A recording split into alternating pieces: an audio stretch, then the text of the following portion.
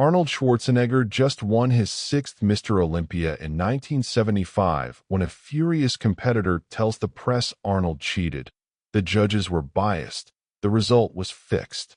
Microphones turn to Arnold. The room holds its breath. What he says in the next 30 seconds ends the argument forever. Pretoria, South Africa. October 1975. Saturday evening, 9:45 p.m. The main stage of the Ster-Kinneker Convention Center has gone dark. The spotlights are off. The audience has filed out into the warm South African night, buzzing with conversation, replaying what they just witnessed. The greatest bodybuilding competition in the world has ended. The result, to most people who were watching, was never really in doubt. Arnold Schwarzenegger won his sixth Mr. Olympia title. Dominant, decisive, undeniable. But backstage, the evening is far from over.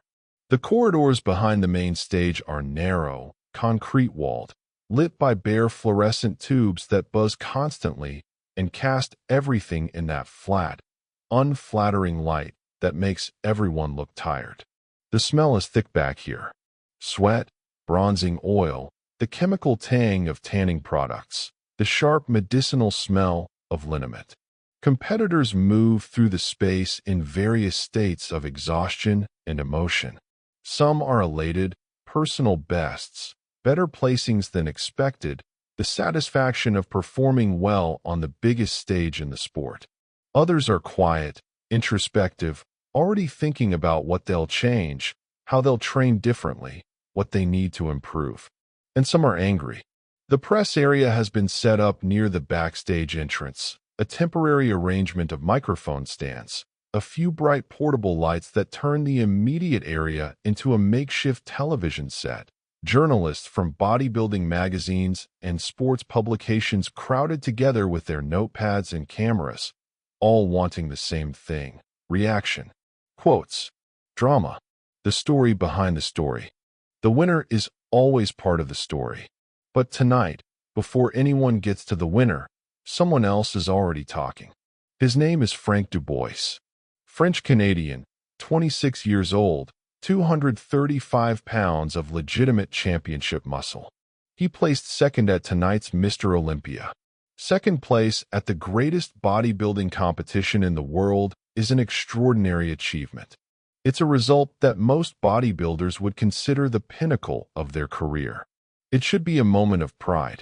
Instead, Frank Dubois is standing in front of three journalists, his posing trunks still on, a thin towel draped over his shoulders, his face dark with anger, his voice controlled, but the fury underneath it barely contained.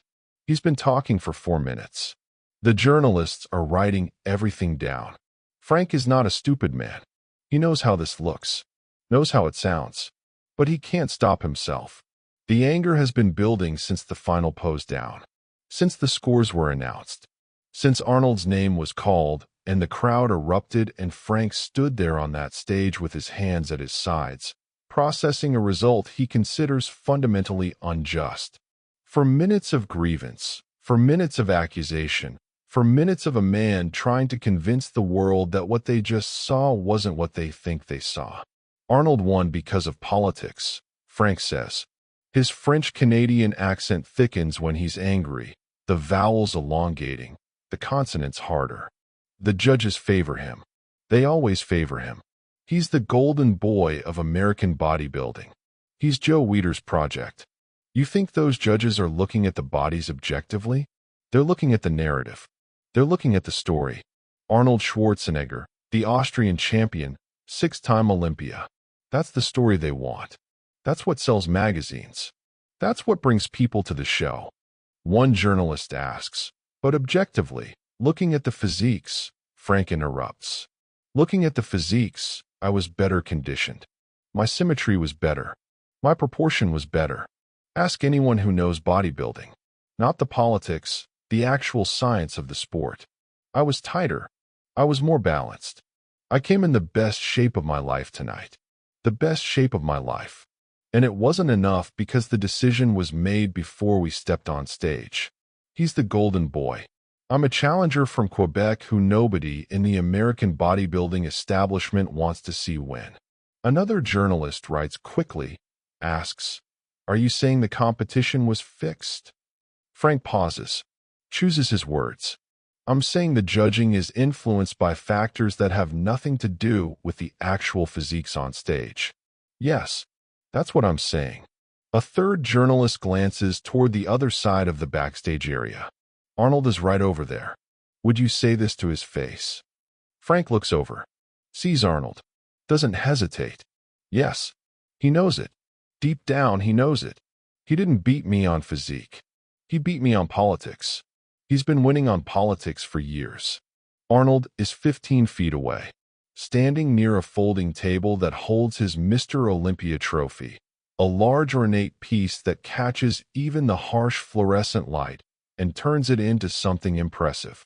He's wearing black sweatpants and a white t-shirt now, cleaned up slightly from the competition, the bronzing oil mostly wiped off his face and arms, but still visible in the creases of his elbows, the edges of his hairline. He's holding the trophy with one hand, talking to Franco Colombo, who is beside him, compact and intense. Franco's eyes tracking the developing situation across the room with the alertness of a man who grew up in Sardinia and learned early that situations can escalate quickly. Arnold hears everything Frank is saying. The backstage area isn't large. The acoustics aren't kind to privacy.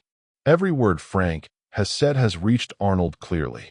Franco heard it too, has been watching Arnold's face throughout, reading him, ready to intervene if necessary. But Arnold's expression hasn't changed, hasn't shifted from the calm, controlled composure he's maintained all evening. His jaw hasn't tightened. His eyes haven't narrowed. He's listening, processing, deciding. The three journalists with Frank begin moving, gravitating toward Arnold. This is the story now, not Frank's accusations alone. The confrontation, the response. Arnold standing there with the trophy while his second-place competitor tells the press the competition was rigged. This is the kind of backstage moment that makes careers as a journalist. They position themselves between the two men, slightly closer to Arnold now. Microphones extended, portable lights swinging in his direction. The backstage area has gotten quieter. Other competitors who were changing, packing bags, talking among themselves, have stopped, are watching. Lou Ferrigno, who placed third tonight, stands near the far wall, arms crossed, his enormous frame completely still, watching the scene with an expression that's impossible to read. Serge Nubret, the elegant French champion who placed fourth, sits on a folding chair and watches with the detached curiosity of a man who has seen everything the sport has to offer. The lead journalist, a writer from Muscle Builder magazine, a broad man with a thick beard and a notepad already full of Frank's quotes, reaches Arnold first, extends his microphone.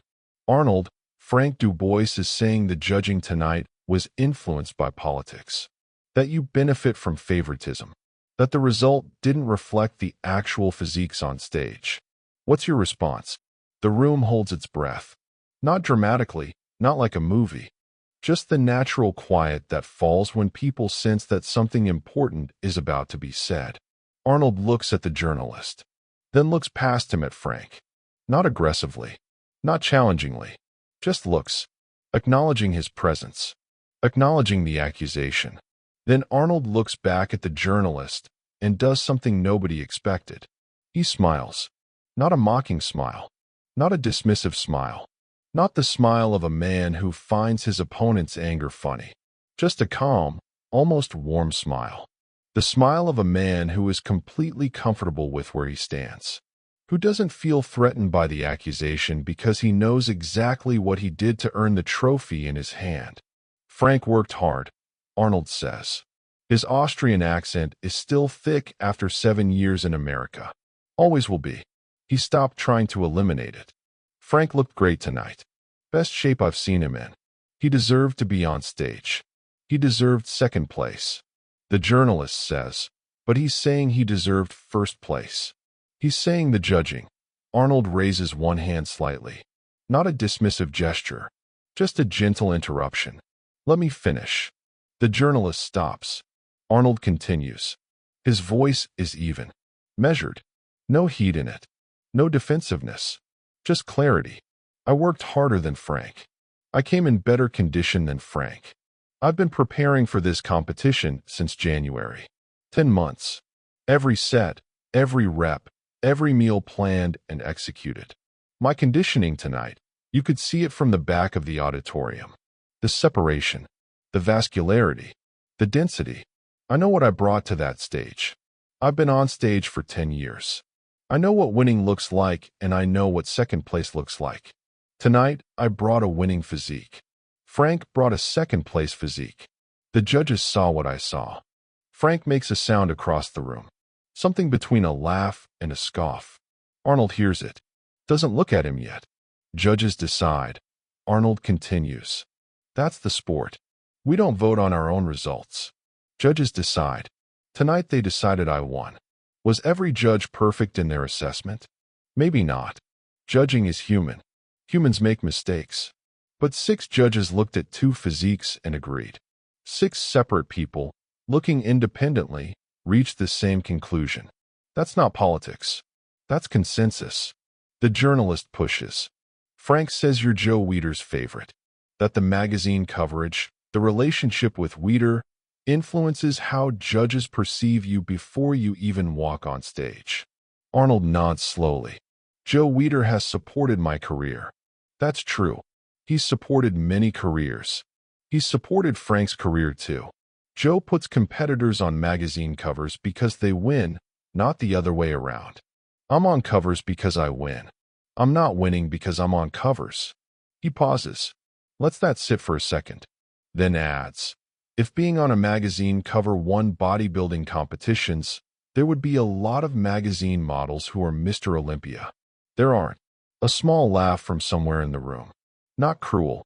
Just recognition that the point is well made. The journalist tries one more angle. Frank is right here. He says he would say all this directly to you. Do you have anything to say directly to him? And now Arnold looks at Frank. Directly. Calmly. No anger. No contempt. No performance of magnanimity. Just direct, honest eye contact between 2 men who just competed against each other on the biggest stage in their sport. Frank, Arnold says. His voice carries easily across the 15 feet between them. Everyone hears it. You worked hard. I respect that. You came here to South Africa. You prepared seriously. You stepped on stage, and you competed.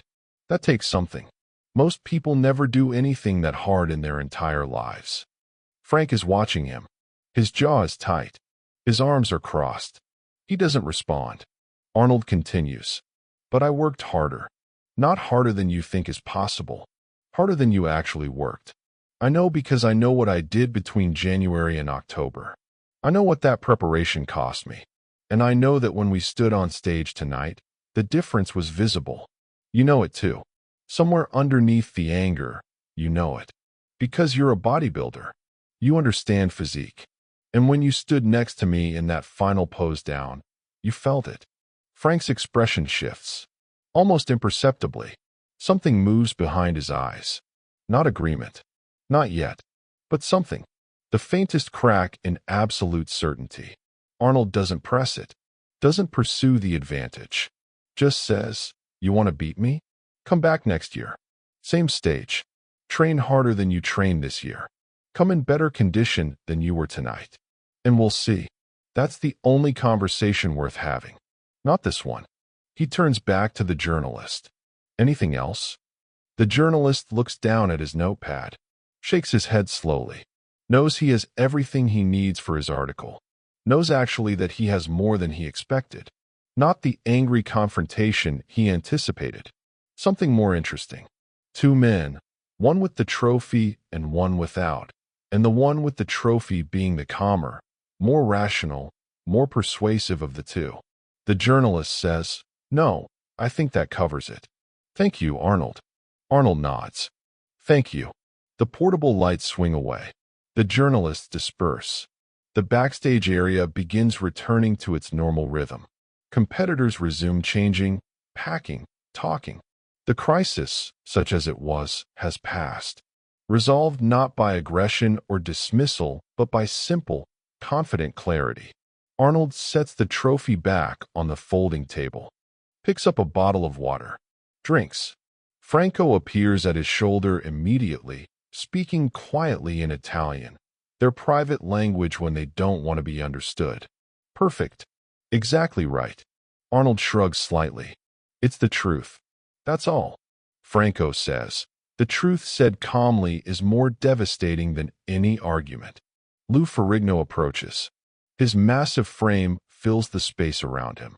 Lou is only 23. Young, hungry, the challenger everyone expects will eventually dethrone Arnold. They have a complicated relationship. Competitive but respectful. Lou says quietly, "That was well handled." Arnold looks at him. "You think so?" Lou nods. "Frank's going to regret that conversation tomorrow. You gave him nothing to push against. No anger, no defensiveness. Just facts." Arnold says, "That's because there's nothing to be defensive about." Lou nods again, almost smiles. "I know. I was there. I watched the whole pose down." A pause. "You were better." Arnold says, "So were you. You were much better than third place. You should have been second." Lou looks at him, surprised by the honesty. Arnold isn't diplomatic, isn't managing a rival with false compliments. He's just telling the truth as he sees it. Your conditioning has improved dramatically. Next year is going to be interesting. Lou says nothing for a moment. Then, yeah, it is. Across the room, Frank Dubois is alone now. The journalists have moved on. His fellow competitors are giving him space. He's sitting on a folding chair, towel around his shoulders, looking at the floor. The anger has drained out of him. What's left is something more complicated. The particular exhaustion of a man who has burned a lot of energy being wrong. Not wrong about his preparation. Not wrong about his dedication. But wrong about the story he told himself about why he lost. Wrong about the comfort of blaming politics instead of accepting the harder truth. That he was good. Very good. But not good enough. Not tonight. Maybe not yet. He looks up once, across the room, at Arnold. Arnold isn't looking at him. Is talking to Franco, drinking water, already moving mentally toward tomorrow, toward the flight back to Los Angeles, toward the next phase of preparation. Frank watches him for a long moment, then nods slowly, to himself, to no one. A private acknowledgement. Not defeat. Not acceptance. Just the beginning of understanding what he actually needs to do if he wants a different result next year. 3 days later, a magazine publishes its account of the backstage exchange. The headline reads, "Schwarzenegger responds to Dubois. Come back next year." The article quotes Arnold's exact words. The measured compliment of Frank's effort, the clear statement of his own superior preparation, the invitation to compete again rather than argue. The bodybuilding community reads it, discusses it. The general consensus, even among people who like Frank, who respect Frank, is that Arnold handled the situation with a maturity and control that said more about his championship than the trophy itself. Frank reads the article in his hotel room before flying home to Montreal. Reads it twice, puts it down, stares at the ceiling for a while, then picks up his training journal, opens it to a fresh page, writes at the top, 1976 preparation. Starts planning. Not because Arnold told him to. Not because the journalists wrote about it. Because Frank Dubois, underneath the anger and the accusations and the wounded pride, is a real competitor. And real competitors eventually stop looking for reasons they lost and start looking for ways to win. That's what Arnold understood that night backstage in Pretoria. The difference between a champion and a contender isn't always visible in the physiques on stage. Sometimes it's visible in how they behave when the lights go down. When the result is announced and it isn't what you wanted. When someone puts a microphone in your face and asks how you feel. A champion doesn't perform grace. Doesn't calculate the diplomatic response. A champion is simply so secure in what they did to earn their result that there's no anger to manage, no defensiveness to suppress. Just clarity, just facts, just the quiet confidence of a man who knows exactly what he did and exactly what it cost and exactly why he's standing there holding the trophy. Win with the same face you'd lose with. That's easy to say, much harder to do. But Arnold did it that night in Pretoria. With 6 judges' scorecards and a trophy and 30 seconds of measured, honest, devastating calm. Because champions don't explain themselves to people who weren't willing to do what champions do. Champions just point to the work. And the work speaks for itself. Always.